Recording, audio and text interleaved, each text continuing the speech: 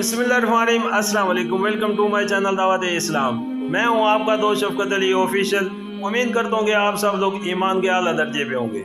सूरत निसा के या नंबर 137 का तर्जुमा, रहे वो लोग जो ईमान लाए फिर कुफर किया, फिर ईमान लाए फिर कुफर किया, फिर आपने कुफर में बढ़ते चले गए तो अल्लाह हरगिज उनको माफ ना करेगा और ना कभी उनको राह रास्त दिखाएगा।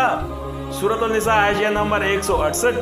उनसे मुराद वो लोग हैं जिनके लिए दीन माल एक गैर संजीदा तफरी है या एक खिलौना है जिससे वो अपने तखलियात या अपनी ख्वाहिशात के मुताबिक खेलते रहते हैं। जब फजाए दिमागी में एक लहर उठी मुसलमान हो गए और जब दूसरी लहर उठी काफिर बन गए, या जब फायदा मुसलमान बन जाने में नजर आया मुसलमान बन गए, और जब महबूबे मनसफत ने दूसरी तरफ जलवा दिखाया तो उसकी पूजा करने के लिए बेतकल्लफ उसी तरफ चले गए।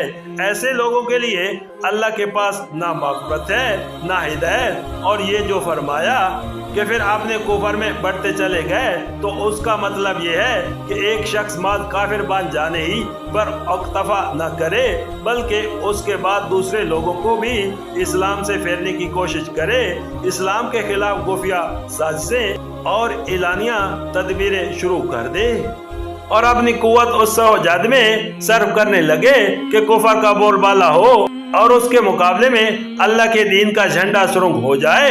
ये कुफर में मजीद तरक्की और एक जुर्म पै दर पै जराइम का इजाफा है जिसका वबाल भी मजरिद कुफर से लाजमन ज्यादा होना चाहिए। सूरत निसा के या नंबर 138 का तर्जुमा, और जो मुनाफिक अहले ईमान को छोड़कर काफरों को अपना रफीक बनाते हैं उन्हें ये मुसद्दा सुना दो कि उनके लिए दर्दनाक सजा तैयार है।